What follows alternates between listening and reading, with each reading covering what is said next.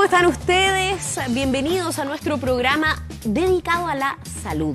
Se les conoce como enfermedades raras, huérfanas, poco frecuentes o minoritarias, ya que afectan a un porcentaje pequeño de la población mundial, pero suelen ser graves, degenerativas e incapacitantes. Un tema que estuvo en discusión hace solo algunas semanas por la marcha que realizó esta madre por su hijo, que padece distrofia muscular de Duchenne y que abrió el debate sobre cómo ayudamos a los pacientes y a sus familias a enfrentar este tipo de patologías. Para hablar justamente de este tema nos acompaña el doctor Juan Francisco Cabello. Él es jefe del Laboratorio de Genética y Enfermedades Metabólicas del INTA de la Universidad de Chile, pero quien también, entre otras cosas, porque hablábamos, ¿no?, un largo currículum, es miembro también de la Comisión Asesora Técnica de Enfermedades Raras del Ministerio de Salud. Muchísimas gracias por acompañarnos, doctor. Muchas gracias por la invitación. Partamos por la definición. ¿Por qué son llamadas enfermedades raras? ¿Cuál es la prevalencia que deben tener? A ver, la definición de hecho es bien compleja, no porque sea difícil de entender, sino porque se refiere exclusivamente al número. Claro. Lo raro o poco frecuente se refiere exclusivamente a un tema de incidencia o prevalencia, dependiendo dónde uno vaya a buscar la definición. De hecho, hace poco apareció un artículo científico, no quiero latearlos con eso, pero que habla de que hay más de 290 definiciones diferentes de enfermedades raras. Y la Organización Mundial de la Salud, hace no más de 3 años, recién acuñó una definición que trata de cubrir los aspectos más operacionales de este grupo de condiciones. Pero si queremos definirlas, es un criterio que exclusivamente se refiere a un número de personas afectadas por número de habitantes. Y el número más aceptado es 1 en 2.000 o 5 en 10.000 personas que viven con algunas de estas condiciones.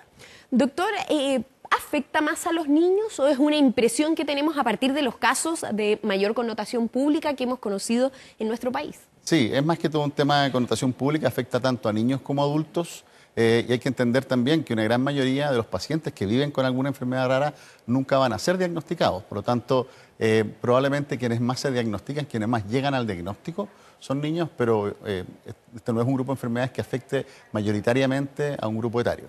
¿Es una larga carrera para llegar a un diagnóstico finalmente? ¿Por qué es tan complejo? ¿Por la gran cantidad de enfermedades que son? ¿Por el tipo de enfermedades? ¿Por qué es tan complejo llegar al diagnóstico? Claro, se dice que hay más de 8.000 enfermedades poco frecuentes y estas enfermedades están en diferentes ámbitos, no solamente en el aspecto de lo genético, que es lo más conocido, pero también hay cánceres o en el área de la oncología, cánceres poco frecuentes, hay enfermedades infecciosas. Con las enfermedades infecciosas pasa algo bien interesante, que es un concepto asociado al de la enfermedad rara, que se refiere a que hay enfermedades infecciosas que en algunos territorios son muy frecuentes y en otros son muy infrecuentes. La malaria, por ejemplo. En Colombia, por dar un ejemplo, es una condición bien frecuente, pero en Chile vemos muy pocos casos. Claro. Y como esa, muchos otros ejemplos. Además de eso, hay enfermedades, las enfermedades metabólicas, que son las que vemos más nosotros ahí en el INTA, y hay enfermedades de diferente tipo. Entonces, es un grupo muy grande y muy heterogéneo, que como ya decíamos, no los une nada más que la baja incidencia o la baja prevalencia, pero no enfermedades que se presenten de una manera similar. Cada enfermedad se presenta con síntomas diferentes. Cuadros distintos, sintomatología, tratamientos, etcétera, todo diferente. Doctor, pero ahí, sobre todo, se podría reunir, si es que hablamos de las enfermedades poco frecuentes o raras, un gran porcentaje son por genética. Bueno, es lo que en los resúmenes habitualmente se dice que de las enfermedades poco frecuentes, de esas 8.000 enfermedades, se habla que un 60 o un 80% pueden llegar a ser enfermedades genéticas, y ahí se tiende a generalizar entonces de que son enfermedades con las que los pacientes nacen y que las van a desarrollar en algún momento de la vida, que suelen ser muy incapacitantes, que suelen ser multisistémicas, pero ahí en la generalización está el error también, porque claro, hay muchas otras enfermedades y muchos pacientes que viven con estas enfermedades que no van a caer dentro de esa misma generalización. Claro. Entonces, es bien complejo, por lo que te decía al principio, definirlas de esa manera. Por eso hay que entender que la definición de lo raro o de lo poco frecuente, ya hay que aclarar, lo raro es una mala traducción del inglés, porque lo raro en inglés, rare, significa solamente poco frecuente. En cambio, raro en español tiene otra connotación, y eso quizás Vamos a empezar vamos a eliminar el raro entonces acá en nuestro lenguaje para que quede claro que es poco frecuente y tampoco haya una estigmatización. Sabemos que bueno, el lenguaje genera realidad. Doctor, usted me conversaba también antes de comenzar el programa que existe una confusión también con lo genético y lo hereditario. ¿Aclaremos eso también? Claro, lo genético es que hay una causa en los genes, en esta información genética que todos tenemos y que nos definen, que es como nuestra huella digital. Pero no todo lo genético necesariamente se va a heredar de generación en generación. Hay muchas condiciones genéticas que ocurren en ese paciente y que no van a ser necesariamente hereditarios. Por lo tanto, no todo lo que cae dentro de este grupo de enfermedades poco frecuentes van a ser enfermedades genéticas, y si son genéticas, no todas van a ser hereditarias. Claro. Doctor, me gustaría seguir conversando más específico de esto, pero lo voy a interrumpir un segundo porque justamente en estas imágenes vemos muchas marchas, agrupaciones de familiares. En esto también ellos son bastante importantes, ¿no? Como para impulsar, empujar políticas públicas o por lo menos que se discuta de este tema. Bueno, uno de los grandes problemas, si no el mayor problema de las enfermedades raras por su baja frecuencia, es precisamente lo que se conoce como la visibilidad que estas enfermedades tienen. Son enfermedades que no caen dentro de políticas públicas como el GES, que trata de abordar la alta carga de enfermedad, así se llama, o sea, las enfermedades que en su conjunto consumen mayor recurso humano, técnico, económico, no caen dentro de esas políticas, necesitan de políticas que son diferentes, con una lógica diferente. Los registros de estas condiciones son completamente también diferentes. Imagínate registrar, por ejemplo, pacientes con diabetes o con hipertensión en Chile.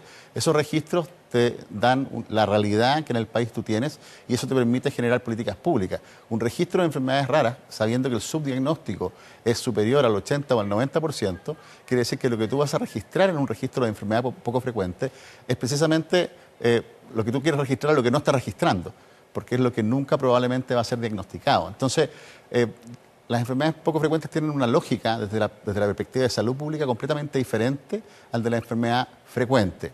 Y si a eso le sumamos la complejidad de que hay un número creciente de productos comerciales, de drogas que están apareciendo, de tratamientos que están apareciendo, que son los que generan todas estas marchas, que son de muy alto costo, tienes otra gran diferencia, que para tratar, de nuevo el ejemplo, diabetes o hipertensión, tienes terapias que son de bajo costo para un número grande de personas. Pero aquí, para estas condiciones, en algunos casos, tienes terapias que son de muy, muy alto costo, que para un paciente te gastas lo que te gastas para miles de pacientes con una enfermedad poco frecuente. Y eso genera, obviamente, una tensión en los sistemas de salud, que también es otra de las tantas particularidades de este grupo de condiciones. Claro, un tema tremendamente complejo, pero bueno, aquí estamos tratando de dar algunas claves, ¿no, doctor? Tratamientos que son difíciles de conseguir en muchos casos y que no en todos los casos hablamos de medicamentos, por ejemplo, aprobados en el ISP acá en Chile o aprobados por una organización como la FDA o la EMA, me corrige, ¿no?, de la agencia europea. Pasó incluso con el último caso de connotación pública. Bueno, no es el último, sabemos que han aparecido nuevos casos a partir de esta marcha que realizó Camila, la madre de Tomás, por su síndrome de Duchenne, que incluso era un tratamiento que tenía una aprobación acelerada. Eso también puede producir confusión en las personas. ¿Por qué no el Estado lo financia, por ejemplo? Claro, ahí hacer una primera aclaración que me parece relevante. Lo primero es que la gran mayoría de los pacientes que viven con alguna enfermedad poco frecuente no tienen acceso a estas terapias específicas. Terapia específica nos referimos a una terapia que trata específicamente la causa de la enfermedad. La gran mayoría de los pacientes que viven con alguna enfermedad poco frecuente van a tener terapias que son comunes a otras enfermedades. Por ejemplo, rehabilitación. Por ejemplo, evaluaciones prioritarias por algún especialista. Y en ese camino de llegar prioritariamente a ese tipo de atenciones y donde hay que competir por un cupo con un paciente con una enfermedad frecuente, es donde está el gran problema. Ahora, otro problema que afecta a un pequeño grupo de pacientes que viven con estas enfermedades son estas terapias de alto costo. El problema es que por el gran costo que tienen, generan una notoriedad pública que es muy importante, como la que hemos visto en las últimas semanas. Y ahí, lo que tú decías, el ISP, el Instituto de Salud Pública en Chile, lo que hace es registrar drogas que han sido desarrolladas en otros países, habitualmente países desarrollados, y que han sido aprobadas o no aprobadas o con aprobaciones de diferente tipo, como tú decías, por la FDA o por la EMA. Y ahí hay que entender que hay diferentes tipos de aprobación. Claro, categorías distintas y en este Exacto. caso del medicamento que conversábamos por el caso de Tomás en específico, Claro. se trataba de un medicamento con una aprobación acelerada. Claro, eso quería decir que es una droga que aún no ha demostrado efectos clínicos. Eso es difícil de entender para una familia claramente. O sea, si le dicen, esto está aprobado por una autoridad regulatoria, digo, bueno... Y es esto, una posibilidad para su hijo, uno entiende, por supuesto. yo la tomo, obvio. Claro. Claro, pero como Estado, la perspectiva es muy diferente, porque el Estado debe decidir que si va a gastar su plata en terapias de bajo costo para un grupo importante de pacientes, y si va a escoger terapias de alto costo para un pequeño grupo de pacientes, la lógica dice que debe elegir las que tengan una mejor evidencia para demostrar su efectividad y su seguridad. Y ahí es donde viene toda esta discusión de dónde poner la plata finalmente. Claro, los recursos. Los recursos en tratar a estos pacientes. Claro. Y la otra pregunta, ¿no será mejor entonces gastar plata en estas terapias de las que hablábamos recién, que no son específicas para una enfermedad, pero que les van a servir a todos los pacientes o a una gran mayoría de los pacientes con enfermedades poco frecuentes, como la rehabilitación, por ejemplo? Entonces, el problema es tremendamente complejo y por eso es que requiere también soluciones que no son sencillas. Claro. Doctor, ¿hay enfermedades, digámoslo, más comunes entre las enfermedades poco frecuentes? O sea, hablábamos de 1 en 2.000 o 5 en 10.000, ¿cierto? Estamos hablando de incidencias bastante o prevalencias bastante bajas. Pero de ahí al 1 en el mundo hay un tremendo camino. Claro. Por lo tanto, sí, hay enfermedades que pueden están más cercanas al 1 en 2.000 y otras que están muy lejanas, donde hay 1, 2 o 3 pacientes en todo el mundo descritos con una condición. Claro. Por lo tanto, la gama es amplísima. El espectro es muy amplio. En ese pequeño grupo de prevalencias o incidencias tan bajas. ¿Algunas más comunes en Chile en particular? A ver, todas estas enfermedades suelen tener distribución panétnica, se llama, o sea, que se ocurre en todas las razas, pero hay ciertas razas donde ocurren más. En Chile particularmente no tenemos, como en otros países, clústeres de enfermedades. Hay algunos ejemplos muy acotados, pero en general nosotros no tenemos tanta consanguinidad como en otros lugares del mundo. Y por lo tanto, Chile no es un ejemplo donde tengamos grandes grupos de patologías poco frecuentes. Solemos tener de todos los grupos algunos pacientes. Perfecto. Sí. ¿Faltan especialistas también que diagnostiquen por una razón que puede sonar evidente para usted y para mí, que hablamos de tema de salud, pero quizás Sí. no para las personas? ¿Por qué faltan especialistas y se hace tan larga este camino por el diagnóstico? A ver, en la educación médica, y ahí hay una discusión interesante en términos de qué es lo que un médico general, por ejemplo, el que trabaja en un consultorio, en la atención primaria, debe conocer. Y por supuesto es difícil pensar que un médico que trabaja en atención primaria va a saber de enfermedades frecuentes, todas las que están en el GES, por ejemplo, y además debe conocer estas 8.000 enfermedades. Eso es difícil imaginar que vamos a llegar a eso. Por lo tanto, existen centros de referencia en Chile, que tenemos una salud que está bien centralizada. Hay centros de referencia regionales o nacionales, por ejemplo, el que trabajo yo en el INTA, donde vemos a todos los niños con enfermedades metabólicas de Chile, por ejemplo. Entonces, pasa que también los recursos humanos se concentran en ciertos lugares, en ciertos centros de especialidad, pero fuera de estos centros de especialidad hay un desconocimiento importante. Ahora, ahí hay un criterio que siempre también es bien interesante considerar. ¿Cuándo un médico debe conocer una enfermedad poco frecuente? Y ahí hay quienes plantean que uno debiera conocer estas condiciones si es que tienen alguna terapia que cambie dramáticamente el curso de la enfermedad, o sea, cuando hay una terapia específica, o cuando hay algún programa del Estado, un programa ministerial, que ofrezca alguna cobertura. Y ahí sabemos que en Chile está el programa de pesquisa neonatal, está el Programa Nacional de Alimentación Complementaria, está dentro del mismo GES o dentro de la Ricarte Soto, hay condiciones que están dentro de este grupo de enfermedades raras que están cubiertas. Entonces, esas condiciones, sin duda, un médico general deberá conocerlas.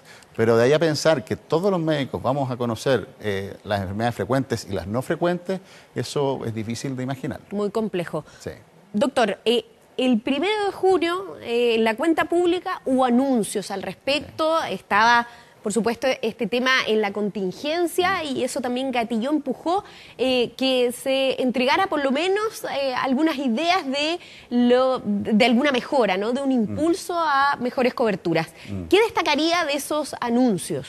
A ver, yo creo que los 3 anuncios que se hicieron respecto a enfermedades raras o poco frecuentes fueron anuncios importantes.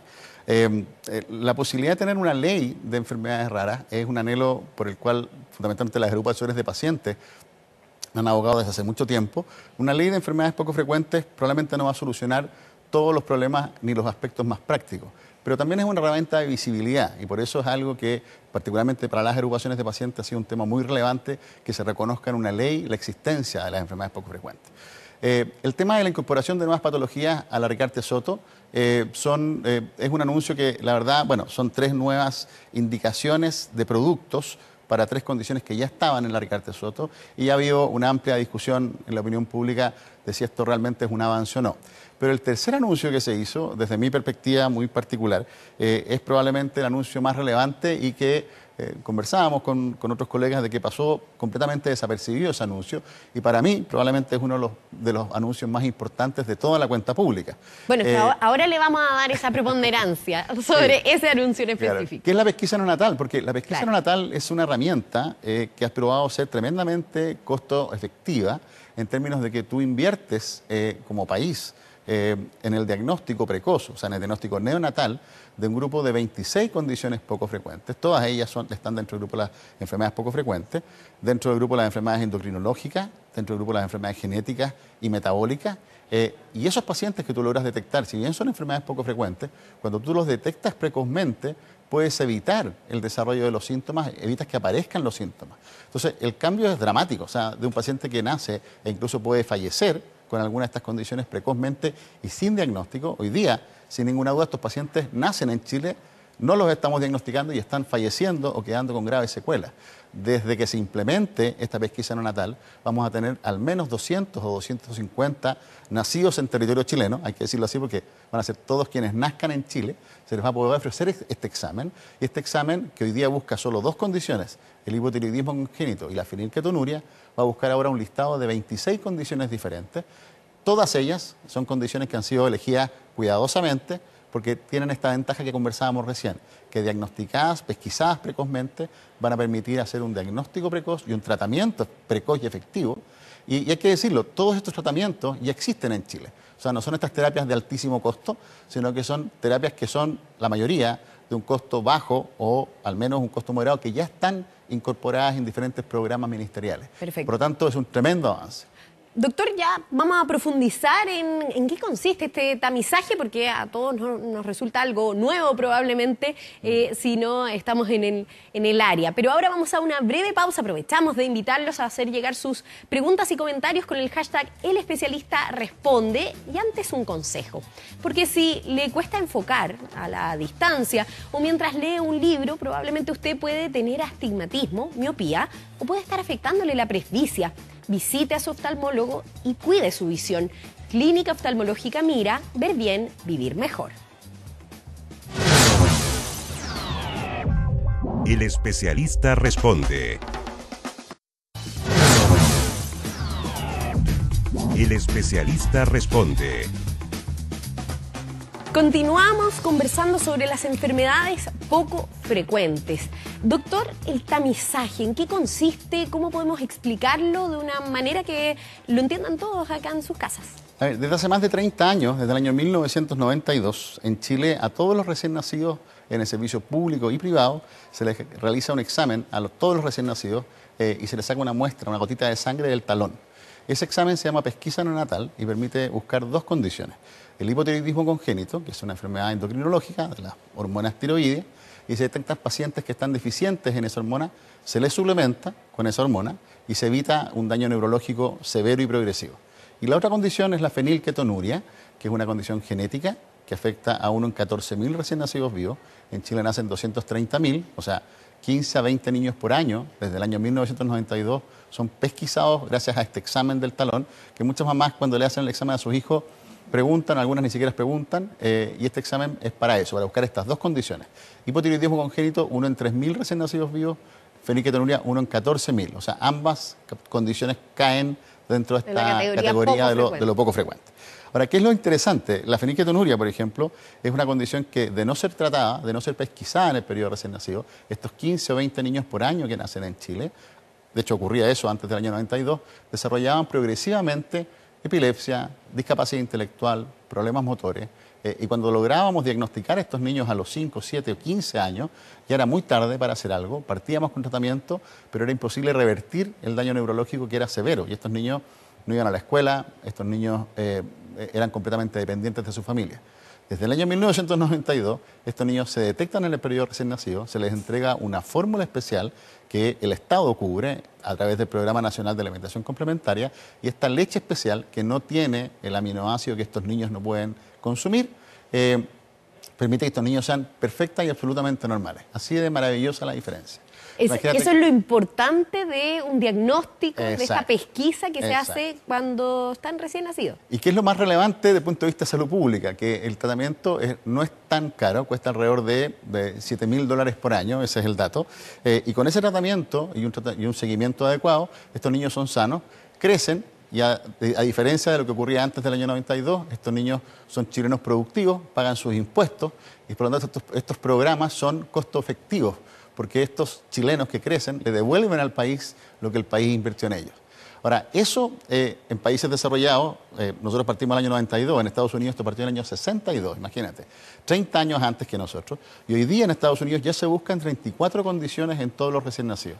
Lo que está haciendo Chile hoy día a través de este anuncio que se hizo en la cuenta pública es acercarnos a países desarrollados y ampliar de 2 a 26 condiciones. De hecho, en Latinoamérica, Uruguay ya busca más de 10 condiciones, al igual que Costa Rica. Cuba también está buscando más condiciones que Chile. Y Chile hoy día se pondría entonces a tono con la realidad latinoamericana y mundial. Y podríamos entonces empezar a ofrecer esta pesquisa a todos los recién nacidos de manera universal. Y eso es algo también que desde el punto de vista de la equidad en el acceso es tremendamente relevante. Hoy día una mamá que tiene a su hijo en una clínica privada puede optar a esta pesquisa neonatal ampliada, así se llama. Y hoy día clínicas privadas en Santiago y en regiones ofrecen esta alternativa.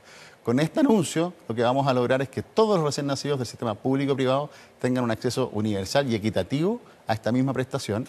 Y lo relevante es que todas estas condiciones hoy día sabemos cómo tratarlas y ya se tratan en Chile. El problema es que hoy día a los pacientes que estamos tratando con estas 24 condiciones que van a ser incorporadas, estamos llegando tarde al diagnóstico y al tratamiento. Hoy día vamos a llegar a tiempo y vamos a evitar la aparición de los síntomas en estos pacientes. Claro. Doctor, y en el caso de estas enfermedades poco frecuentes que tienen estos medicamentos de alto costo, ¿también hay una perspectiva de que en este caso esos pacientes puedan participar, por ejemplo, de ensayos clínicos? Bueno, ¿Cómo es eso? Ese es un tremendo tema y es parte, por ejemplo, de otros de los anuncios de la cuenta pública de una ley, por ejemplo, de enfermedades raras. Una ley de enfermedades raras podría, por ejemplo, regular la participación, digo regular, no digo limitar, sino que tratar de proteger, por ejemplo, a los pacientes que van a participar de estudios clínicos.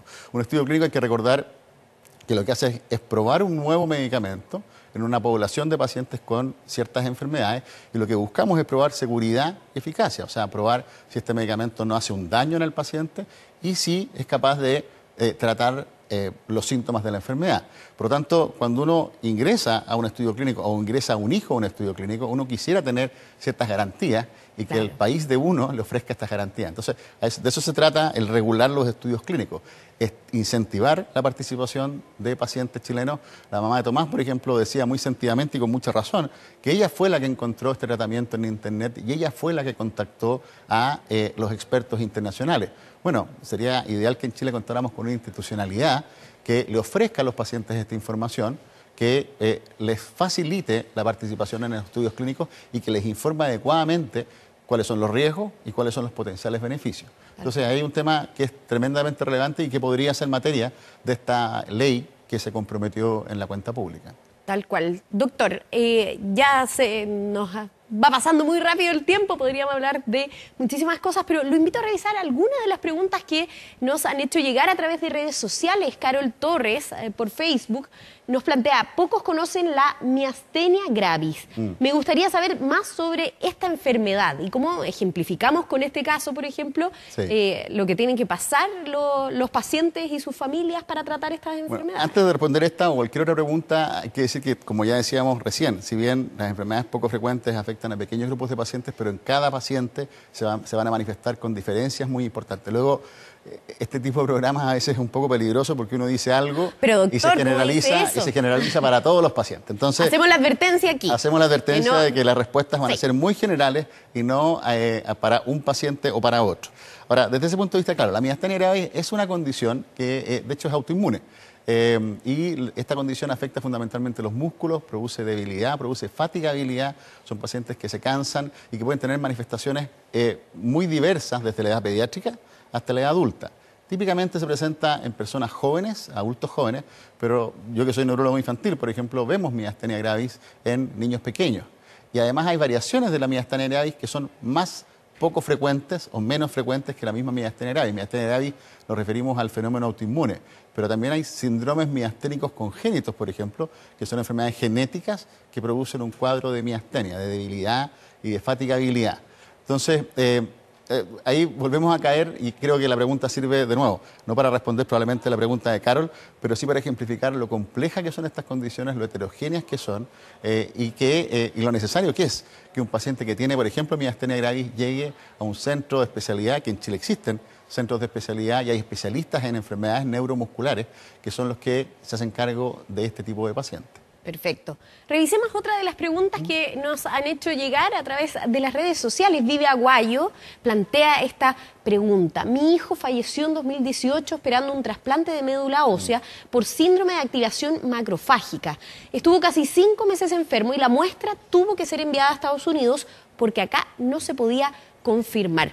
Bueno, primero enviarle un abrazo a Vivi. Por supuesto, ella pasó por un hecho bastante traumático. Pero por lo mismo estamos planteando estas conversaciones para hacernos cargo también de impulsar mejores políticas públicas en la materia.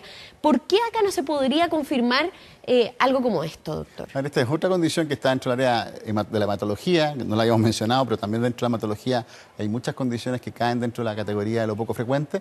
Y claro, este ejemplo nuevamente, sin poder responder y concordando completamente contigo, y creo que ahí, a propósito de esta generalización que estamos tratando de hacer a propósito de casos particulares, cuando hablamos de enfermedad poco frecuente, quienes nos dedicamos a ver pacientes con estas enfermedades, nos enfrentamos con familias que habitualmente tienen este tipo de carga emocional. Luego, esa es otra particularidad, una tremenda particularidad, de que son familias donde muchas veces hay un antecedente de un niño que falleció y que vienen con un segundo o con un tercer hermano.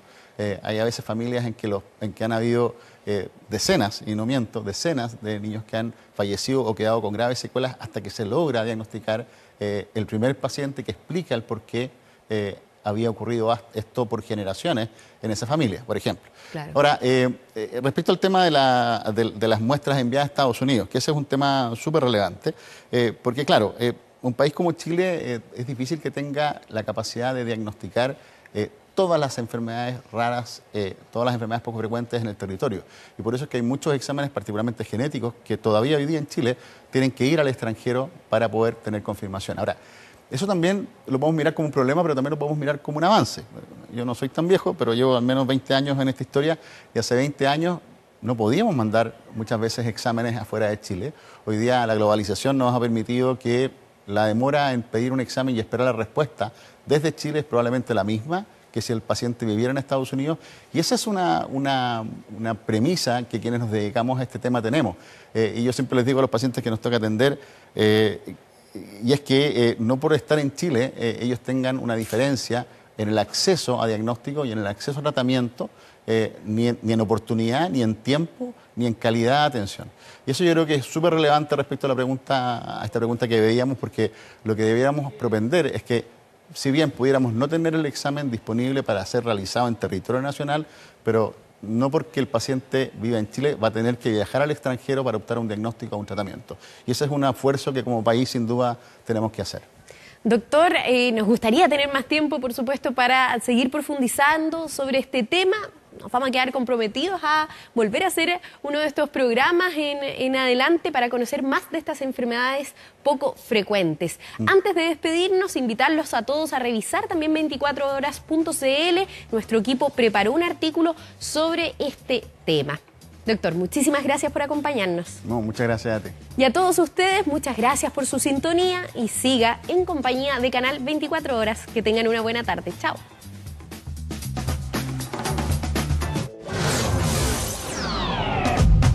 El especialista responde.